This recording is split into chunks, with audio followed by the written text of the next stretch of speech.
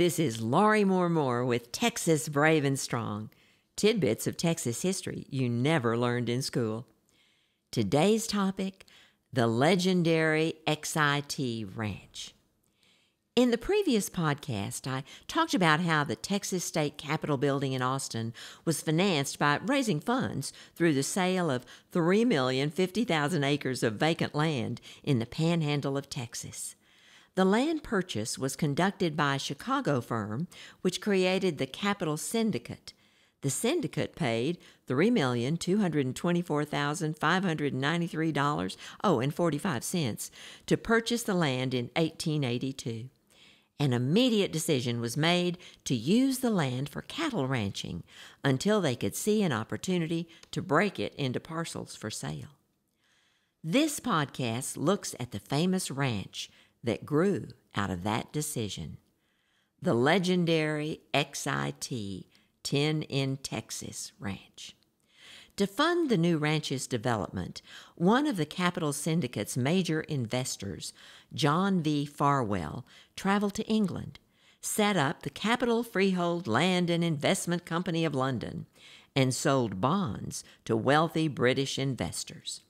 The funding resulted in the successful creation of the XIT Ranch. The ranch was huge, stretching more than 220 miles north to south along the New Mexico border and measuring from 20 to 30 miles east to west. A common belief is that the name XIT stands for 10 in Texas, referring to the 10 counties it covers. As you might guess, the ranch chose as its brand the letters XIT. The land, rich with grass, was fenced in and in July of 1885 stocked with 2,500 longhorn cattle. According to a 1929 book, The XIT Ranch in the Early Days of the Llano Estacado, by historian J. Everett Haley, the XIT brand was conceived by the Texas trail driver Abner Blockner, who drove the original herd of cattle from Fort Concho to the XIT Ranch. Blocker also branded the first XIT cow.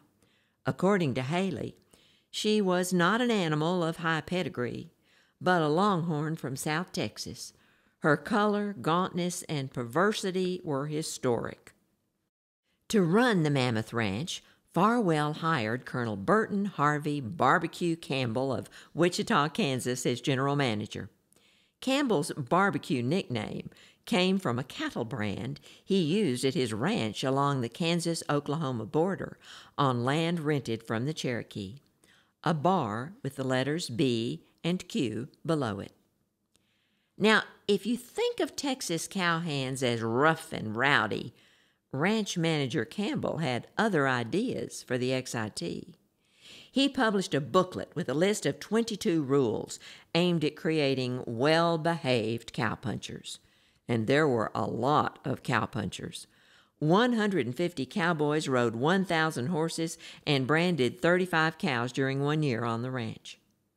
Here are several random examples of Campbell's expectations for well-behaved cowhands. 6-shooters or other small firearms will not be permitted to be carried on the ranch. Card playing or gambling of any kind is strictly prohibited on this ranch. All persons having the care or use of animals belonging to the ranch will be required to handle them carefully and treat them kindly. Horses are furnished for the care of cattle and for other useful purposes, and they must not be used to run wild horses or buffalo or antelope, nor to run races. Beeves will not be permitted to be killed unless the force is large enough to consume the meat before it becomes unfit for use, or other provision be made to salt and preserve it. By 1888, Barbecue Campbell had been fired over rustling allegations and replaced by Albert Boyce, who was active in management on the ranch for 18 years and published his own list of ranch rules. At its peak, the ranch handled 150,000 head of cattle, secured by 6,000 miles of fencing. By 1901, the last of the bonds sold to English investors were maturing, and the ranch began selling off parcels of land. The last of the cattle were sold in 1912, and the remaining parcels of land were put up for sale.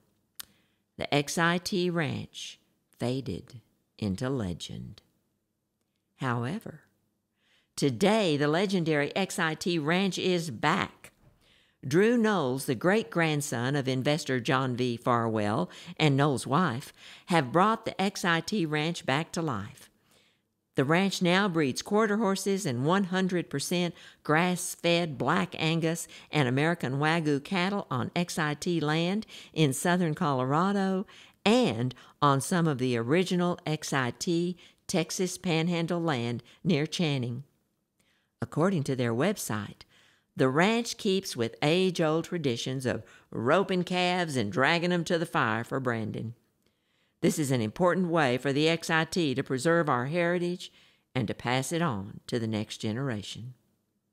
Knowles, working to revive his family legacy, says, "Ultimately, my job is to take care of the land so it can take care of my family and me, to honor the past and all the sacrifice and hard work, and to bring it into the future."